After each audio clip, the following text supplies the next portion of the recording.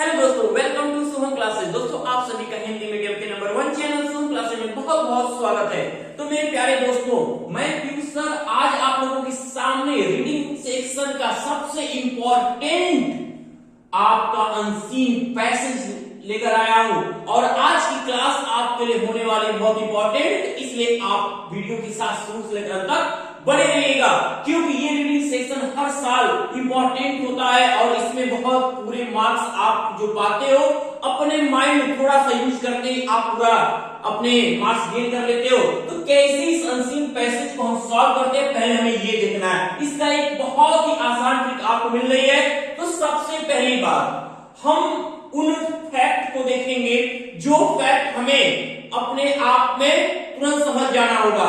कब ये करना क्या है, एग्जाम में जब अनसीन पैसेज आता है उसमें पहले 4 टाइप के क्वेश्चन होते हैं। अब उनमें वो क्वेश्चन किस टाइप के होते हैं, क्वेश्चन आपके 4 टाइप 1 2 3 4, और उसके बाद वो उनका सीरीज या सीक्वेंस क्वेश्चन होते हैं। पैसेज जैसे जैसे आगे बढ़ता है उसके अकॉर्डिंग क्वेश्चन भी पुटअप होते हैं। तो देखो, पहला है कि सिंपल क्वेश्चन।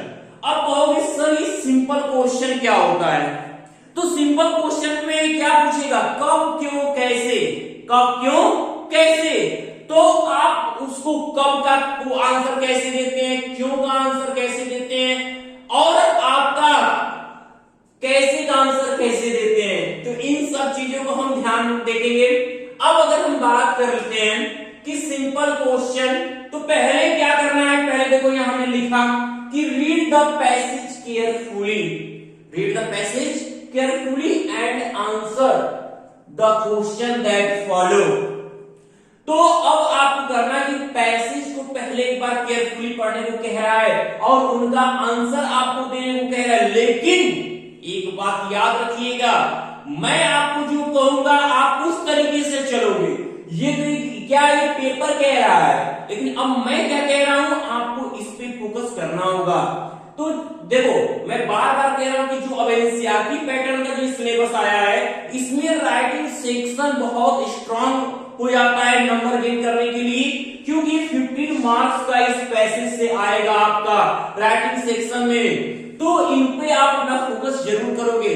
तो देखो बच्चों, जब पैसेज होता है उस पैसेज में से क्या पूछ सकता है आपसे, हमने कहा पहले सिंपल क्वेश्चन होगा, फिर सिंपल क्वेश्चन के बाद वो क्या कर सकता है, उनमें पूछ सकता है कि इस वर्ड का सेम वर्ड क्या हो, सिनोनिम्स क्या है उसका, इसका अपोजिट वर्ड यानी एंटोनिम्स क्या है। तो उस पैसेज में से ही हमको एकदम सेम मीनिंग वाले वर्ड क्या करते हैं, खोजने होते हैं, अपोजिट वर्ड खोजने होते हैं। दोस्तों, अगर आप यूपी बोर्ड के स्टूडेंट हो तो आप सभी के लिए गुड न्यूज़ है। यूपी बोर्ड के स्टूडेंट अक्सर पूछते रहते थे सर हम लोग टेस्ट कहाँ दें, जो चैप्टर्स हम तैयार कर चुके हैं उनका टेस्ट अगर हम देना चाहते हैं तो सर हम कहाँ दें। तो आप सभी के लिए गुड न्यूज़ है, अनअकैडमी आपके लिए लेकर आए यूपी बोर्ड स्टूडेंट के लिए टेस्ट, जहां आप बिल्कुल फ्री में अपने सब्जेक्ट का टेस्ट देकर देख सकते हो कि आपका चैप्टर तैयार है या नहीं। जितने भी स्टूडेंट क्लास 9 से 12 तक के हैं वो हर शनिवार और रविवार को अपना टेस्ट दे सकते हैं और इसके लिए आपको कोई फीस देने की जरूरत नहीं है, बिल्कुल फ्री ऑफ कॉस्ट है। जितने भी स्टूडेंट देख रहे हैं मैंने डिस्क्रिप्शन में आपको लिंक प्रोवाइड किया, आप जिस भी क्लास पे हो उस पर क्लिक करके जाओ और अपना टेस्ट देना शुरू करो। लेकिन आप जाओगे तो वहां से आपसे एक कोड मांगेगा, आप जैसे शुभम UP10 डालोगे, आप यूपी बोर्ड के स्टूडेंट हो तो ये क्लास आपके लिए बिल्कुल फ्री में ओपन हो जाएगा और आप सभी सब्जेक्ट का टेस्ट बिल्कुल फ्री में दे सकते हो। तो आप जिस भी क्लास में हो, मैंने डिस्क्रिप्शन में कमेंट बॉक्स में दोनों जगह लिंक प्रोवाइड किया, उस पर क्लिक करके आप टेस्ट में पार्टिसिपेट करो और अपने बोर्ड एग्जाम की तैयारी को और मजबूत करो।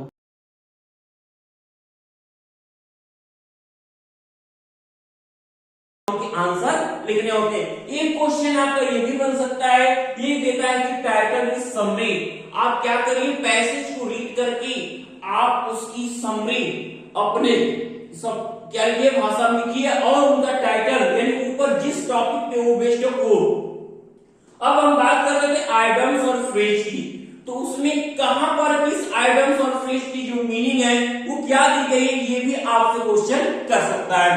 अब हमने कहा कि यहाँ पे सीक्वेंस क्वेश्चन होते हैं। अब आपको भी मालूम है सीक्वेंस क्वेश्चन का मतलब क्या है, कि अगर एक पैराग्राफ आपने रीड किया उसके बाद उसमें से अगर एक क्वेश्चन देता तो ये आपके पास ये क्या होना चाहिए, सेंस ऑफ व्यू आपका तुरंत वर्क करे, क्या कि अरे ये जो नेक्स्ट क्वेश्चन है जरूर ये क्या होगा, नेक्स्ट पैराग्राफ से या उसके अगले पैराग्राफ से होगा, और आप उसे क्या करते हो, तुरंत उसे अब रीड करके उस क्वेश्चन का आंसर देने की कोशिश करते हो। तो चलो पहले हम बात कर लेते हैं इस पैसेज की, पैसेज कैसे दे सकता है। तो मैंने कहा कि आप read the passage carefully and answer the question that follow, ये ऐसे लिखेगा, लेकिन आपको मैंने बोला कि आपको इसके अकॉर्डिंग नहीं, आपको मैं जो तरीका बता रहा हूं, मैंने कहा कि ट्रिक बता रहे हैं हम, तो आपको मेरी तरीके के अकॉर्डिंग चलना होगा, तो आप बेस्ट कर पाओगे और ये बेस्ट होगा आपसे।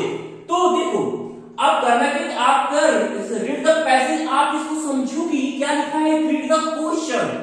आप पैसेज क्यों उतना लॉन्ग पैसेज पढ़ने में आपको टाइम लगेगी, तो सबसे पहले बच्चे क्या करो, तुरंत पहले क्वेश्चन को रीड करो।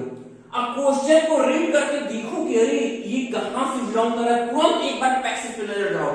हो सके वो क्वेश्चन आपको पहले ही पैराग्राफ में, एक एक पैराग्राफ को क्या करो, सर्च करो, उसके बाद क्वेश्चन को उसी पैर को पढ़ो एक बार पैसेज। अब पढ़ने के बाद आपको लगेगा कि वाव ये तो बेस्ट है, और इस क्वेश्चन का आंसर तो इसी पैराग्राफ में अब हम इसे सॉल्व कर सकते हैं। अब उसके बाद अगले क्वेश्चन को जब आए तो ये समझ जाओगे आप कि ये अगला क्वेश्चन जो है इस पैराग्राफ को छोड़ के और अदर पैराग्राफ में मिल सकते हैं, तो आप उसके अकॉर्डिंग अपनी सर्चिंग जारी रखोगे। क्यों, देखो समय भी बचाना होता है, हमें लिखना भी बेस्ट होता है, और मार्क्स पूरे एकदम बेस्ट गेट करने हैं। तो ये तरीके आपके लिए क्या है, बहुत ही इम्पोर्टेंट है। तो ध्यान दो बच्चे, अब आप क्या कर सकते हो, जैसे एक पैसेज मान लो, मैं एक कहानी आपको बताता हूं। अगर एक स्टोरी आपके सामने है, क्या महात्मा गांधी भारत के एक महान नेता थे, महात्मा गांधी भारत के महान नेता थे, उन्होंने भारत की आजादी के लिए बहुत कोशिशें की और भारत को आजादी दिला के रहे, और ये वो सत्य और अहिंसा में विश्वास करते थे। तो अब यहाँ पे आप क्या देख रहे हो, अगर इतनी कहानी से अगर हम एक क्वेश्चन, मान लो एक पैराग्राफ है, तो अगर इस पैराग्राफ से अगर आपसे क्वेश्चन पूछता है what was the main ideals of Mahatma Gandhi, तो आपने उसमें क्या देखा, सत्य और अहिंसा। तो ये वर्ड आपके होते हैं कि क्या, truth and non violence was the main ideals of Mahatma Gandhi. यानी आपने एक पैराग्राफ से तुरंत उस क्वेश्चन को निकाल के बाहर कर दिया। तो इस तरीके से आपने जब क्वेश्चन को रीड किया, उसमें था कि ट्रूथ एंड नॉन वायलेंस या मेन आइडियल्स, तो आपने देखा कि मेन आइडियल्स जो इस पैराग्राफ में लिखा है कि Gandhi ji loved truth and non violence. तो आप समझ गए कि अगर वो ट्रूथ और नॉन वायलेंस से क्या करते थे, क्या प्रेम करते थे, इसका मतलब ये उनके मेन आइडियल्स रहे होंगे। हाँ, हमारे जो मेन आइडियल्स होते हैं उनसे प्रेम, आइडियल्स कब बनते हैं, जब हमारा उनसे लगाव होता है, तो ही वो हमारे आइडियल्स बनते हैं, राइट। तो ये चीजें हैं बच्चे। अगर ऐसे फिर आगे हम बढ़ते हैं, आजकल हम भारत की आजादी तो हो गई, लेकिन हम फिर भी आजाद होकर भी आजाद नहीं है, क्योंकि आज हमारे देश में महात्मा गांधी जैसे विचार वाले पुरुषों की कमी हो गई। ऐसे व्यक्ति नहीं है, क्योंकि वे अपने आप में कैद होते जा रहे हैं। अब यहाँ पे क्वेश्चन होगा कि क्या कौन सी क्वालिटी आपके पास नहीं है, तो महात्मा गांधी जैसी क्वालिटी हमारे पास नहीं है। अब ऐसे एक क्वेश्चन और बना लेते हैं, जैसे मान लीजिए एक और ऐसी एक और स्टोरी आपके सामने रख दिया जाए, कह दिया जाए कि विक्रमादित्य उज्जैन के राजा थे, लेकिन कोई भी व्यक्ति उनके बारे में निश्चित रूप से कुछ बता नहीं सकता है, और वह अपनी प्रजा से प्रेम करते थे, वह क्या ज्ञान और अपने ज्ञान से और अपने न्याय से प्रेम करते थे। तो ये सब, अब इसमें क्वेश्चन क्या कर सकता है, तो क्या क्वेश्चन कर सकता है आपसे कि where did Vikramaditya right, Vikramaditya कहां शासन करते थे। तो इसका जवाब आपके पास क्या होगा, तो स्टोरी के अकॉर्डिंग विक्रमादित्य कहां, उज्जैन में शासन करते थे। तो आप तुरंत उस क्वेश्चन, किसी आपने क्वेश्चन को पूछा कि where did Vikramaditya, Vikramaditya rule. Okay, Vikramaditya कहां शासन करते थे?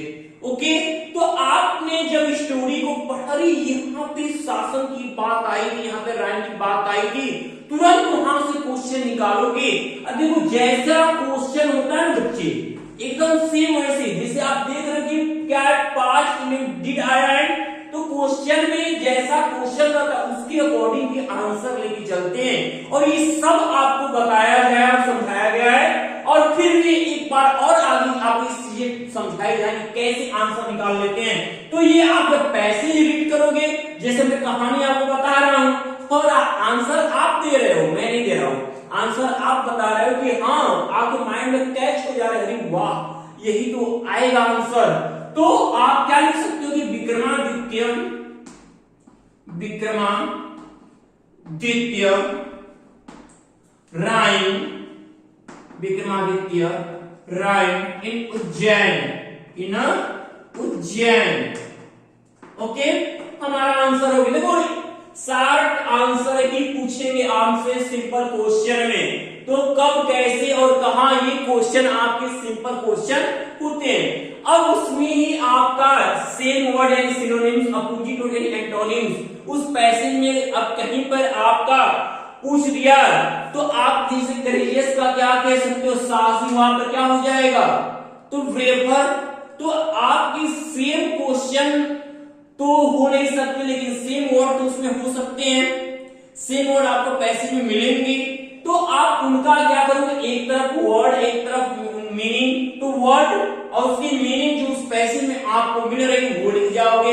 ऐसे ही अपोजिट वर्ड भी आपका पूछेगा, जैसे लीगल पूछ दिया, तो लीगल में वो ऐसे रिलेटेड जो उसका अपोजिट सेंस रखता हो, ऐसे वर्ड को हम उसमें सर्च करेंगे, मिल जाए तो हम उसको क्या करेंगे, यहाँ पे नोट डाउन कर लेंगे। अब उसके बाद देखिए अगला सबसे इंपॉर्टेंट, क्योंकि यही है आपका क्वेश्चन का सबसे बेस्ट, और इसमें कितना कैसे पूछेगा, इस बार आपको 4 क्वेश्चन पूछेगा और कितने 3 मार्क्स के पूछेगा, और वो आप 3 नंबर उसी पैसे से आपकी वैक्यूलरी होगी।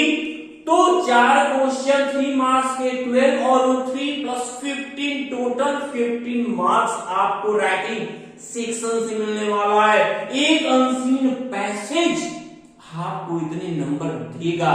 तो मात्र सोचो, बहुत बच्चे सोचते हैं हमारे सामने पैसेज हो, किताब हो तो क्वेश्चन का आंसर खोज के लिख देंगे, तो खोजना मैं आपको बता रहा हूं तरीका, आप खोज के एकदम निकाल दो, पूरे 15 नंबर आपकी।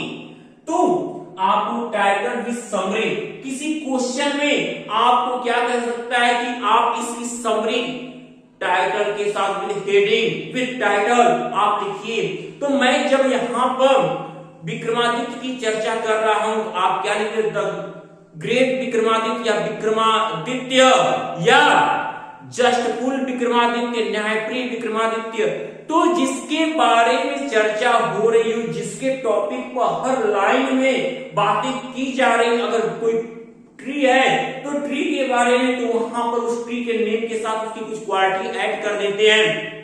तो यहां पर आप ऐसे ही यूज करोगे, ऊपर टाइटल लिखकर, और उस कहानी को पढ़ के जो आपको समझ में आया ऐसे उनको अपने लैंग्वेज में आप ट्रांसलेट करके क्या करिए, लिखते जाइए, जितने वर्ड में वो समरी आपको कहा हो, और आप परफेक्ट नंबर आपको मिलेंगे, कटने वाला है नहीं बच्चे। अब उसके बाद अगर हम देख लें तो पूछता है कि आइडियम्स और फ्रेज क्या है। तो आइडियम्स और फ्रेज में अगर हम बात कर लें तो उस जिसको लोकोक्तियां और मुहावरे कहते हो, तो उसमें दिए कि पैसेज में दिए गए आइडियम्स और फ्रेज से कहेगा कि इनका आप यूज कर दीजिए अपने वर्ड में, या तो कहेगा कि इस आइडियम्स और फ्रेज का जो सेंस है इस पैसेज में कहां पर है। तो आपको इसके लिए क्या है, अपनी वैक्यूलरी को भी आपको क्या है, स्ट्रांग बना के रखनी है। तो इस तरीके से आप इस पैसेज, अनसीन पैसेज पूरी तरह क्लियर कर लोगे। मैंने अभी क्या कहा, एक बार मैं आपको फिर बता दूं कि आपको करना क्या, रीड द पैसेज केयरफुली, यानी आपको क्वेश्चन रीड करने, पैसेज को ध्यान नहीं देना है, क्योंकि पैसेज बहुत लॉन्ग होगा, एक बार सरसरी निगाहों से पढ़ने के बाद आप क्वेश्चन की तरफ चले जाओगे, तुरंत क्वेश्चन से फिर पैसेज में घुसोगे। तो ये तरीका आपको बेस्ट करेगा और बेस्ट मार्क्स आपको दिलवा के रहेगा। तो अब चलिए हम सब देखते हैं कि अब इसके बाद जो सॉल्व करने का मैंने ये तरीका बताया, कितने बच्चे इसको सॉल्व करेंगे। तो अब एक और भी अगर स्टोरी या कहानी से अगर आपको क्वेश्चन जहां पे आपको न समझ में, आप जरूर कमेंट बॉक्स में कमेंट करोगे। तो मेरे प्यारे विद्यार्थियों, अगर आज की ये ट्रिक और ये वीडियो आपको पसंद आई तो आप इसे ज्यादा से ज्यादा लाइक और शेयर करना न भूलें। और अभी भी जिस बच्चे ने सोम क्लासेस के चैनल को सब्सक्राइब नहीं किया है वो जल्द से जल्द सोम क्लासेस के चैनल को सब्सक्राइब कर लें और बेल आइकन प्रेस करना न भूलें। तब तक